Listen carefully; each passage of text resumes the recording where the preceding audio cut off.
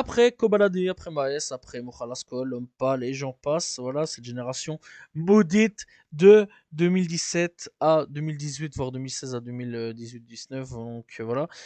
Eh bien, encore un nouveau maudit. Cette fois-ci, c'est RK, donc qui, eh bien, est accusé d'extorsion, piratage. Voilà, accusation de piratage, d'intimidation à la Kalachnikov.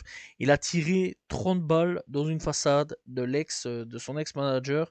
Voilà, on parle de 2,6 millions d'euros, intimidation à coup d'AK-47 et conflit d'avocats. Vraiment, c'est quand même assez fou. Bref, il y a une plainte pour extorsion en bande organisée sur RK. Bref, donc, eh bien, il faut savoir que il y a des accusations, encore une fois, de piratage, d'intimidation à la Kalachnikov. Un différend commercial de plusieurs millions d'euros entre RK et son ancien producteur finit entre les mains de la justice, saisie d'une plainte pour extorsion en bande organisée. Voilà, on rappelle déjà d'avance que c'est pas la première fois qu'il a été condamné, mais pour avoir frappé son ex-copine à l'époque en 2021.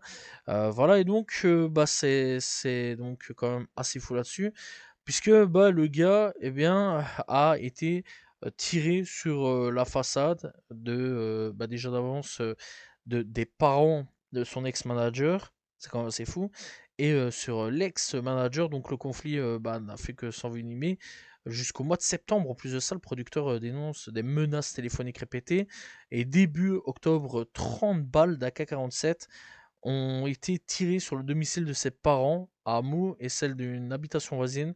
On retrouve aussi une grande grenade d'exercice retrouvée non dégoupillée à proximité.